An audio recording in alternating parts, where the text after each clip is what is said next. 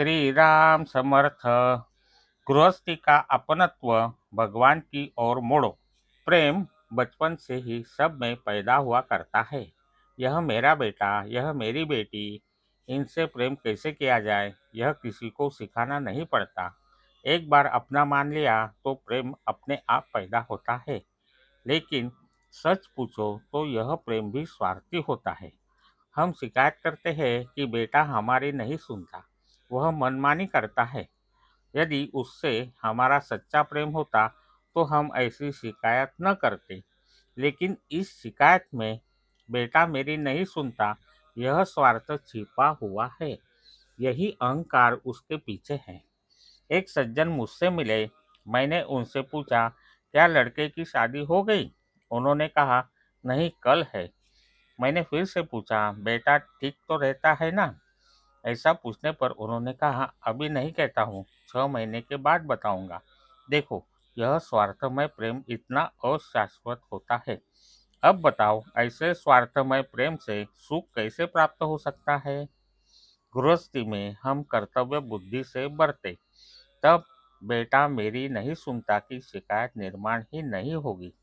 सचमुच गृहस्थी किसी एक कार्यशाला की तरह है। कहते हैं कि महाविद्यालय से शिक्षा पूर्ण करने के लिए कुछ महीने कार्यशाला में काम सीखना पड़ता है। उस कार्यशाला से उस समय कुछ उत्पादन करने का उद्देश्य नहीं होता। केवल लड़कों को सिखाने के लिए उसका उपयोग किया जाता है। वहाँ सब कुछ सीख लेना पड़ता है। आज हमें उसका कितना उपयोग होगा, उससे कितना लाभ होगा, इसकी अपेक्षा नहीं रखी जाती। उसी प्रकार गृहस्थी परमार्थ की कार्यशाला ही समझे। आज तक के अपने निजी अनुभव का विचार करें तो हमने खुद किया ऐसी बातें बहुत कम होती है। अतः परिस्थिति की बहुत चिंता न करते हुए हम स्वयं अपना कर्तव्य निभाएं।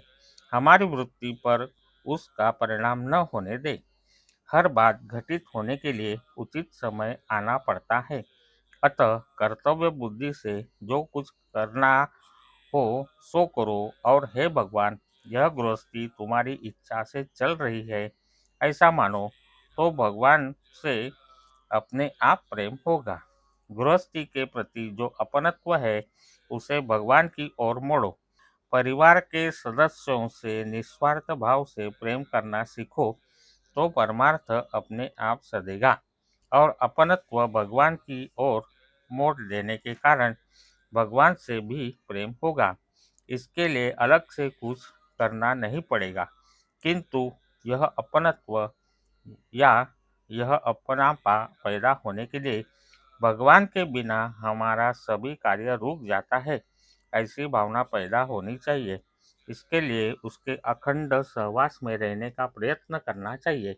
यह बात उसके नाम स्मरण से ही सहज संभव है। आज का बोध वचन: पढ़ा हुआ भूलेंगे, देखा हुआ भूलेंगे, क्रिया हुआ भी शायद भूलेंगे तो चलेगा, लेकिन अंतःकरण में कस के पकड़ा हुआ नाम कभी नहीं भूलना चाहिए। जय श्री राम। जानकी जीवन स्मरण। जय जय राम। श्री राम समर्थ।